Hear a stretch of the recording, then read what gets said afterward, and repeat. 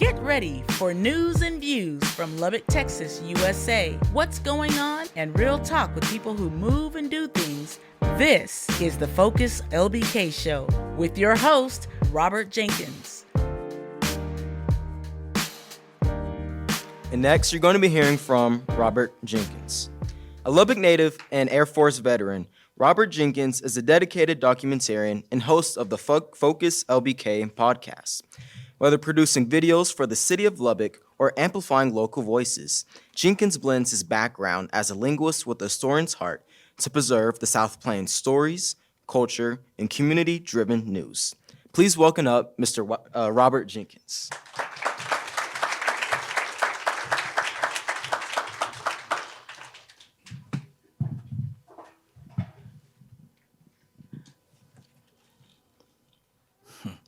Well, good afternoon, everybody.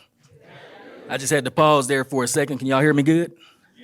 Yeah, I just paused there for a second because they right, man. Y'all do look good. It's real nice to take a look at y'all. You know what? It's a very humbling experience, and I'm very proud to be here today, especially since the Patterson Library has played quite a serious role in my life. About 30 years ago, I was a young man going through a rough time right over here at 1721 East First Place.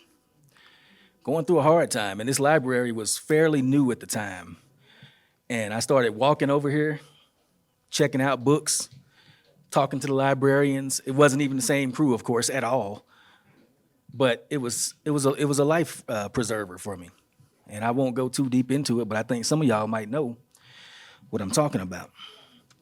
Today, I'm going to talk to y'all about the power of local independent media. As they mentioned, I think I'm the proprietor of the FocusLBK show. FocusLBK, of course, thank you. I will say that I was, again, tying back into that whole Patterson thing, I was greatly influenced and inspired to start my podcast, and it's really a kind of a multimedia magazine by none other than who? T.J. Patterson. What was it, and what was his newspaper name? Southwest Digest. That right there, I grew up hearing about it. You know, when you're young and dumb, you never take time to actually read stuff, but I grew up hearing about it. When we came back to Lubbock after about 30 years of being gone, I said, man, this is quite a thing. This is quite a publication. It was a small, independent, local voice. If you look right there on the screen, if y'all want to scan that QR code in the middle, that'll take you right to the publication, by the way. So you can throw your email in there and subscribe to it. We greatly appreciate it. So my talk today in the Air Force, they used to tell us when you talk to people, tell them what you're going to talk to them about, tell them, then tell them what you told them. So what we're going to talk today, as I said, is about the power of independent media. And then I'm going to go over a couple of examples of some independent media that really has blown my mind. And then we're going to do a poem, and then that'll be it. So let's launch right into it. Now, you think about previous times, big media, you had to be big to be media. You had to have millions of dollars to have cameras in a building and staff and microwave transmission uplinks and all that stuff. Well, now you don't really have to have that anymore. Everybody in here, in their hand right now, has all that equipment ready to go. I was doing a little bit of research, looking around online, and they call it hyper-local media. Now, I'm not going to read that whole definition right there, but I want to draw your attention to the orange portion where it says it focuses on highly relevant, community-driven stories that mainstream regional outlets overlook. Now, here's where I want to put my own little spin on it a little bit. It says they overlook them. Sometimes I think they purposely don't talk about them. I don't know if it's overlooked all the time. This is Black History Month, so of course it's always appropriate to bring in Brother Malcolm. He said, if you're not careful, the newspapers will have you hating the people that are being oppressed and loving the people that are doing the oppression. And he said this in many different speeches too, so it's variations of that, but it's all the same idea. And you know what? My military career taught me that is unbelievably true. I can't go into it. But some of the stuff I saw was like, what? Totally opposite of what actually happens sometimes. What this meme is kind of alludes to, y'all can see that in any situation, in any story, there's reality, and then there's what, in this case, the cameraman is capturing. As a cameraman myself, I'm well acquainted with the fact that wherever you point your camera and wherever you leave on the editing room floor, so to speak, those editorial choices frame the story for everybody to see. But that doesn't ever tell people what you left out. So interestingly enough, I want to tell you all about a couple of people that I've found over the years that kind of expanded my consciousness when it comes to things that are going on and what's really happening. But before I get into that, I will say that I think the job of independent media is to take the information that the big media sometimes leaves out and hopefully try to put some of that back off in there so y'all can see the context, so you can see what's going on. One of the guys that put a lot of context into things for me was a gentleman named Michael Yon. He was a Green Beret, active duty military in Iraq. He was a wartime correspondent. Combat camera, they call it. And man, his stories were amazing. And some of the stuff that he talked about, some of the pictures that he took, of course, while being exactly opposite of what the news was saying, just really, as we used to say when I was a kid, blew my wig back. There's one of his pictures right there, and that's the kind of work that he does. So after the war and after he retired, he went down to South and Central America because, as we all know, we've seen there's a migration crisis going on. Tens of millions of immigrants coming from around the world. And on the news, it kind of looks like one thing. They'll show you people moving here for a better life and stuff like that. Michael Yon, being an independent journalist, took his wartime correspondence skills, went back down to a place called Darien Gap, which is between Colombia and Panama. And he discovered that it's not regular people, in some cases, that are just coming up here for a better life. It looks like, according to his reporting, that there is a whole operation going on down there. He interviewed people, saw these big camps where they hand out food and supplies. It's to the point where the Chinese, tens of thousands of Chinese that come through there, actually have a phone app on how to get to America from down there. So this is hyper-local media. This is one dude with his crew, so to speak, my West Texas Sean, who came out and broke stories about there's a whole camp down here with tens of thousands of people a month going through it. And close up of one of those buildings, you see right there, it says UNICEF, United Nations Children's Fund. In Spanish right there by the American flag, it says Gobierno de los Estados Unidos, the government of the United States. Down below that, financiado por la Unión Europea Ayuda Humanitaria, which means financed by the United Nations Humanitarian Aid Society. That kind of stuff, I never saw that on TV anywhere. And that kind of put things in a whole, that make you say, interesting. All right. Here's the next one that I want to touch on. I don't want to be too controversial with it, but here we go.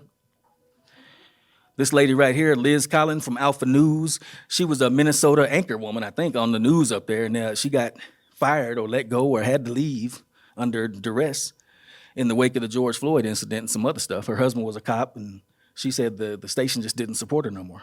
So she started her own thing. If y'all scan that right there, that'll take you to her documentary called The Fall of Minneapolis.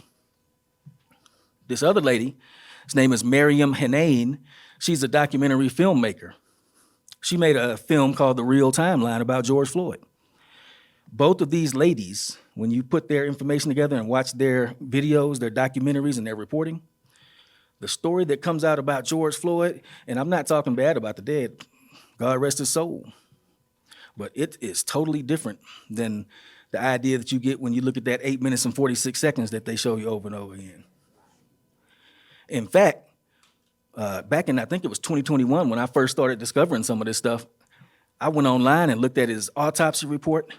I downloaded stuff from the police department, found training slides. This is stuff that they all covered too, by the way.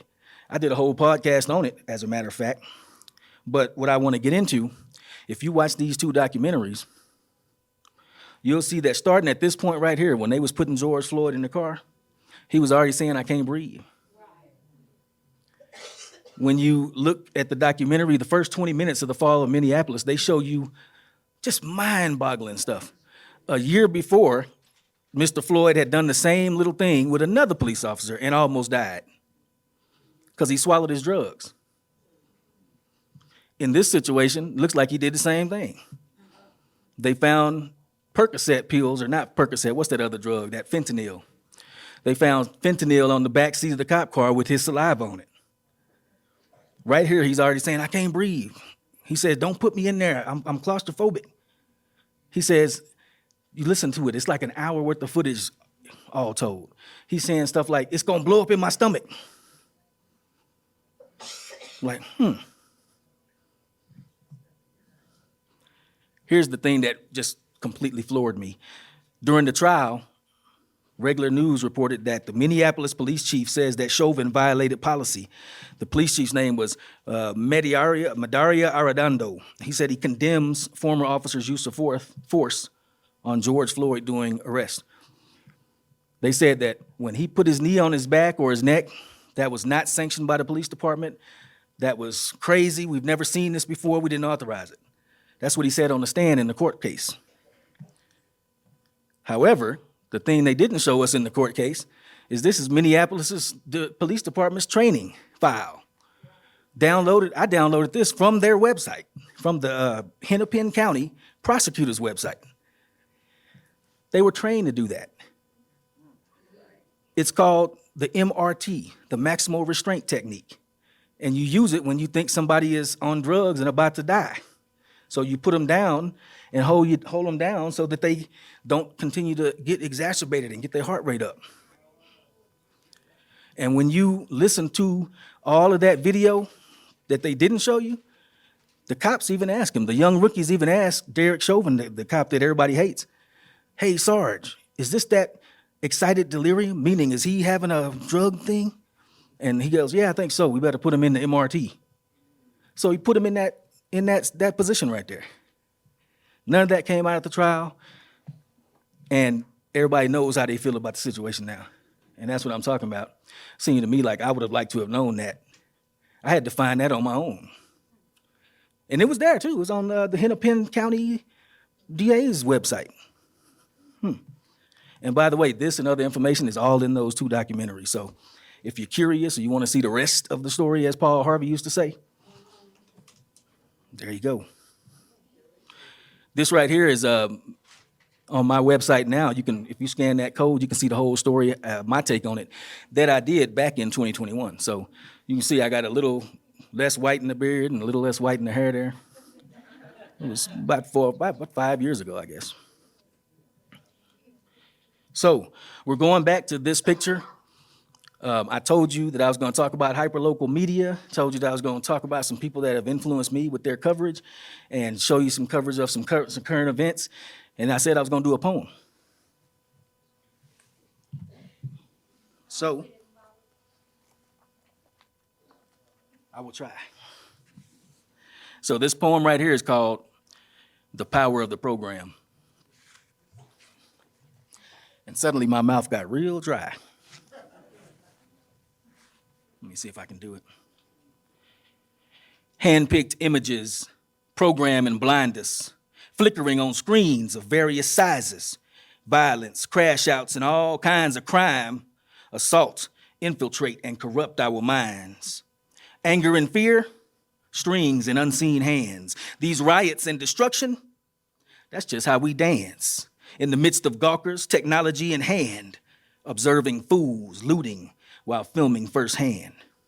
As mostly peaceful fires burn to the ground, our dreams deferred in service to the crowd, assembled by the oligarchs to help keep us down. We fight over crumbs while they retain crowns. Junkies become saints and thugs angelic, worthy of our worship if you let them tell it. Got us defending criminals who devour from within. We so programmed that we fight for the right to sin. And from the womb to the school, we kill what's within. That's the power of the program. Don't y'all see, my friends? It gives them control over your mind, body, and soul, delivered by trusted sources whom you will never know, who show you half the story so they can make you they servant. Thank you.